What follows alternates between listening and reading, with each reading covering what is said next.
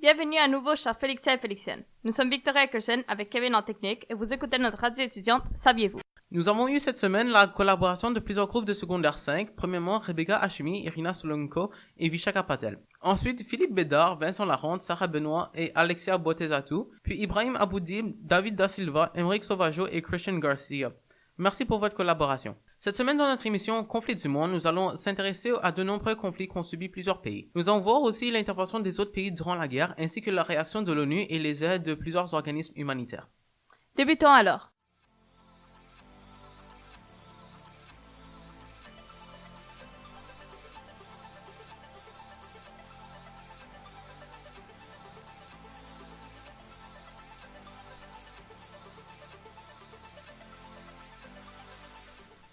Parlons premièrement d'un des conflits yougoslaves, la guerre de Croatie. La guerre de Croatie a lieu entre le 17 août 1991 et le 12 novembre 1995. Les tensions menant à cette guerre ont commencé avec la mort de Josip Tito, chef de la Ligue de communistes de Yougoslavie et l'homme qui a gardé ensemble les 8 républiques du pays. Avec sa mort, les tensions ethniques et les mouvements nationalistes ont commencé à prendre de l'ampleur dans chacune des républiques. En 1986, Slobodan Milosevic est devenu le président du Parti communiste de la Serbie et voulait que le pouvoir de la Yougoslavie soit centralisé. Lors de la rencontre de la Ligue des communistes en janvier 1990, des disputes entre la Slovénie et la Serbie ont débuté sur la façon de gérer la Yougoslavie. Les Slovènes, Croates et Macédoniens ont alors quitté la rencontre, mettant fin au Parti communiste. À la suite de cet événement, des élections entre plusieurs partis ont été tenues pour la première fois dans chacune des républiques. En Croatie, c'est l'Union démocratique croate qui a pris le pouvoir. Voulant se séparer de la Yougoslavie et s'éloigner de la Serbie qui voulait unifier toutes les républiques, la Croatie et la Slovénie ont déclaré leur indépendance le 25 juillet 1991. La guerre commença peu après, lorsque des rebelles serbes dans des villes près de la frontière avec la Bosnie commencèrent à se rebeller, ayant peur que le nouveau gouvernement nationaliste fasse une répétition des atrocités commises lors de la Deuxième Guerre mondiale. Ces rebelles recevaient leurs armes et leur équipement de l'armée yougoslave. La Yougoslavie, plus précisément les Serbes, ont voulu étendre leur influence à travers le pays et même à travers le monde. Une autre raison possible pour garder la Croatie dans la Yougoslavie est peut-être pour se venger des crimes commis par le gouvernement nationaliste croate sur les Serbes lors de la Deuxième Guerre mondiale. L'implication de l'ONU commence grâce à plusieurs pays comme l'Allemagne, l'Angleterre et la France qui supportaient la reconnaissance d'indépendance de la Croatie. C'est pour cette raison que la Croatie, le 22 mai 1992, a été reconnue par l'ONU comme État. En septembre 1992, le Conseil de sécurité décide d'imposer un embargo sur les livraisons d'équipements militaires dans la Yougoslavie, s'impliquant de façon diplomatique, humanitaire, militaire et judiciaire. À la suite de l'augmentation des combats entre les Serbes et les Croates et la crainte de la sécurité de la population, le Conseil de sécurité de l'ONU applique le Fort Pronu, créé le 21 février 1992, qui a comme but la protection de 3 zones protégées par les Nations Unies, en s'assurant de la détention des armes en envoyant 14 000 personnes, dont 11 000 étaient des soldats. Plus tard, ce mandat s'est développé pour surveiller plusieurs zones en danger ainsi qu'exercer des fonctions en matière d'immigration. De plus, le Fort Pronu s'est assuré du respect du cessez-le-feu signé par les Croates et les Serbes en 1994. Plus tard, après l'intensification des conflits, le Fort Pronu est devenu un moyen de protection du système aérien ainsi qu'un recours humanitaire lorsque la Croix-Rouge en croyait nécessaire, protégeant ainsi les prisonniers civils. Il a aussi été autorisé à défendre, même à la force, en cas d'attaque aux zones protégées, avec l'aide de l'OTAN contrôlant la force aérienne sous l'opération Denny Flight. En février 1993, dû aux crimes de guerre entre autres contre l'humanité, le Conseil de sécurité de l'ONU a créé le TPIY qui se chargeait de juger ceux-ci. Les principaux impliqués dans l'aide de la Croatie sont la France et le Royaume-Uni qui vont inférer dans la politique des conflits yougoslaves. Les Européens, lors de la signature du traité de Maastricht, ont hésité dans leur application dans la gestion diplomatique des conflits. Mais quelques jours après la déclaration de l'indépendance de la Slovénie et la Croatie, le Luxembourg a déclaré que l'Europe devait s'y impliquer. Un conflit pas mal long.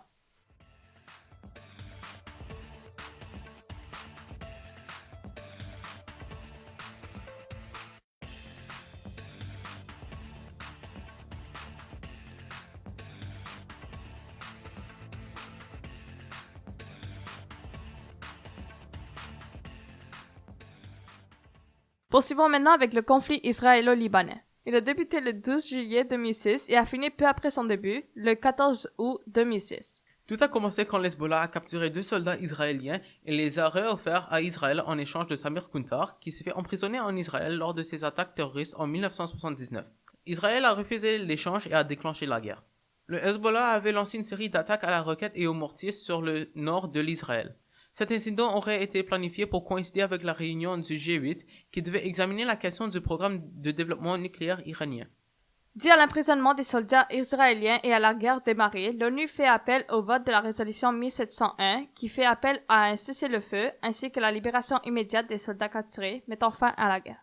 L'opinion publique est divisée dans plusieurs pays face à cette situation, mais le 11 août, le Conseil de sécurité fait l'unanimité sur la résolution 1701. Les opinions au début étaient divisées, mais les pays sont finalement arrivés à un accord satisfaisant la majorité.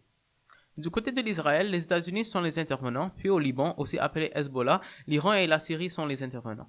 Une guerre d'un mois, mais aussi touchante que n'importe quelle autre guerre.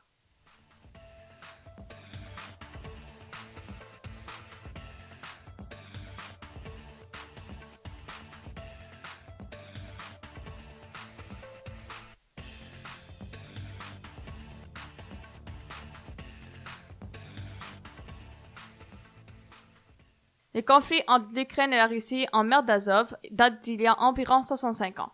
Tout commença lorsque le président du Conseil des ministres de l'URSS, Nikita Khrouchtchev, décida d'offrir la Crimée à la République socialiste soviétique d'Ukraine.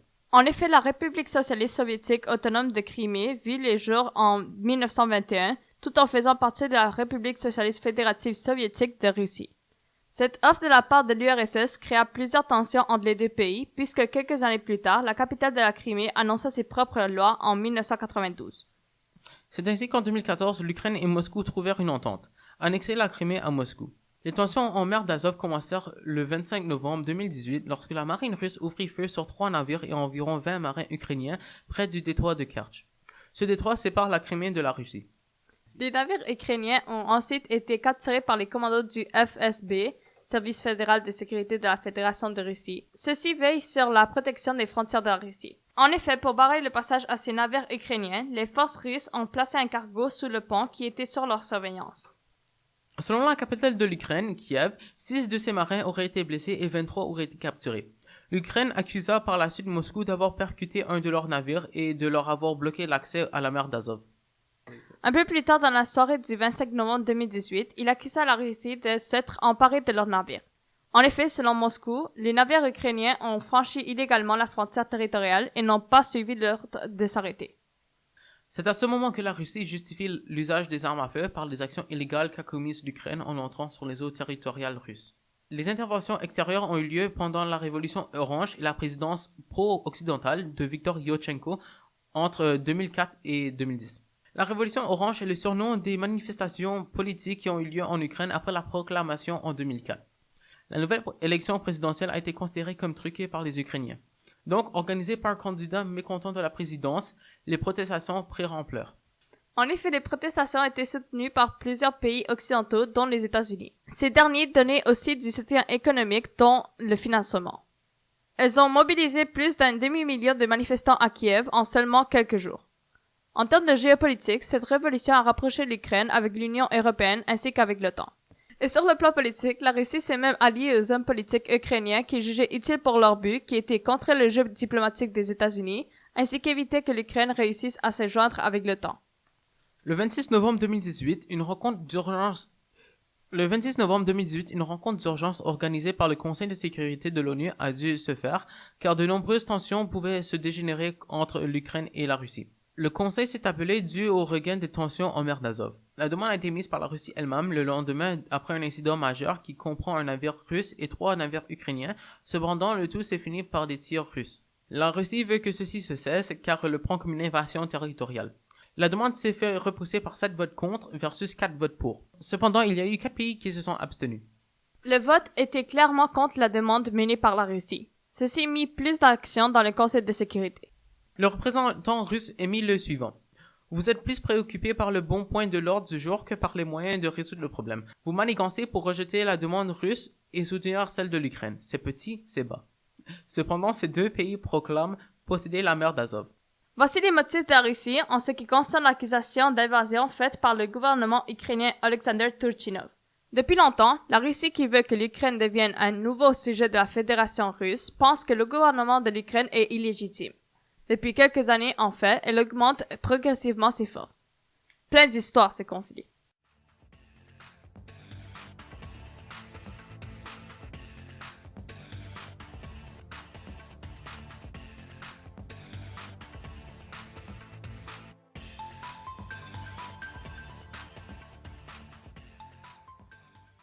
La guerre civile syrienne est un conflit armé en cours depuis 2011. Elle a débuté par des manifestations majoritairement pacifiques en faveur de la démocratie contre le régime basiste dirigé par le président Bachar el-Assad, mais le président et son gouvernement ont emprisonné plusieurs de ses citoyens et se sont mis à utiliser des armes contre la foule. Les manifestants se sont armés eux aussi pour répliquer à ces attaques. La guerre civile venait de commencer. De nombreux belligérants participèrent au conflit, les premiers groupes se structurèrent autour de l'armée syrienne libre. L'opposition politique en exil forma le Conseil national syrien, puis la coalition nationale des forces de l'opposition et de la révolution. Rapidement, d'autres groupes et d'autres pays se sont mêlés au conflit et chacun a eu ses propres raisons pour se battre, mais la plupart des intervenants sont avec le gouvernement, car ils en bénéficieraient plus à cause de leur alliance depuis quelque temps, ou même car le pays leur fournissait des provisions. Les partis gouvernementaux et les rebelles se combattent encore aujourd'hui. Il y a plusieurs raisons en lien avec cette guerre. En premier lieu, la religion est un grand facteur des tensions, car 70% de la population est sunnite, puis 13% de la population est alaouite, une minorité issue du chiisme dont le président Bachar el-Assad fait partie. Donc les Kurdes, majoritairement sunnites, protestent contre la discrimination. Aussi, une autre raison est que la population veut un changement de gouvernement et plus de démocratie. En outre, il y a aussi des groupes radicaux qui encouragent cette guerre pour en bénéficier et imposer leur idéologie. Dans cette longue guerre civile, il y a eu beaucoup d'intervenants. La plupart des intervenants ont intervenu pour leurs propres raisons. Tout d'abord, il y a l'Iran qui est un allié du gouvernement syrien et qui fournit au gouvernement syrien une aide financière annuelle pour contourner les sanctions internationales. Ensuite, la Russie est un allié du gouvernement depuis le temps de la guerre froide. De plus, la Russie s'est opposée à toute résolution aux sanctions contre la Syrie entre le début du conflit et le début de 2018. Elle a placé son veto au Conseil de sécurité de l'ONU à 11 reprises.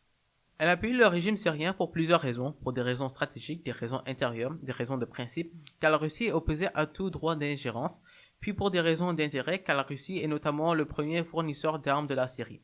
75% des armes syriennes proviennent de la Russie et plein d'autres pays comme les États-Unis et la Turquie. L'ONU a essayé à plusieurs reprises d'intervenir dans cette guerre civile, mais sans succès, car un des membres a utilisé leur droit de veto à chaque fois. Dans les dernières années, le gouvernement a refusé une grande majorité des requêtes de l'ONU sur les besoins humanitaires des zones assiégées ou isolées. En plus, il y a plus de 4 millions de personnes qui vivent dans ces régions. Par exemple, en 2015, les Nations Unies ont fait 113 demandes d'autorisation pour des convois humanitaires et seulement 10% ont donné lieu à des distributions. De plus, il y a eu seulement 62 000 personnes aidées en 2015. Plusieurs autres missions furent annulées à cause du manque d'autorisation définitive. 75% des requêtes n'ont pas non plus été prises en compte, ce qui est énorme.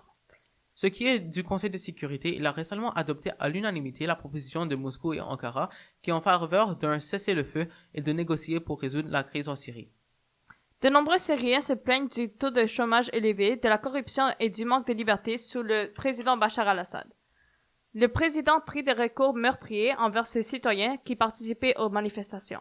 Le régime d'Al-Assad a longtemps été accusé de faux incidents contre des groupes d'opposition pour soutenir leur cause de meurtre de civils. Les citoyens ont été en fait tués par le président à cause de leurs revendications contre lui. Pour ajouter aux motifs non avoués cités par le président, il déclare avoir utilisé un gaz toxique en une attaque. Pourtant, les Syriens morts étaient morts à partir d'intenses nuages de poussière. De fausses allégations d'armement ont été dites par El-Assad car il veut intimider son opposition. En bref, Bachar el-Assad n'est pas un homme qui suit sa parole. Depuis mars 2011, la Syrie connaît un conflit armé tellement violent que la Société des Nations Unies a arrêté de compter les morts. Le régime El-Assad, les rebelles, les forces kurdes et l'État islamique s'entretuent pour le contrôle du territoire. La Russie bombarde fortement l'État islamique et les rebelles depuis janvier 2016. La France participe à ces attaques depuis les attentats de novembre 2015. Les acteurs dans ce conflit sont très nombreux et la situation s'empire jour après jour, mais l'ONU ne fait rien. Les victimes se comptent par centaines de milliers. Des millions de Syriens ont dû fuir le pays pour survivre. En réalité, le motif pour la guerre est que la population veut un changement de gouvernement, veut plus de démocratie, plus de liberté et de représentation. Il y a beaucoup plus derrière ce conflit, ça pourrait nous prendre des heures pour le discuter.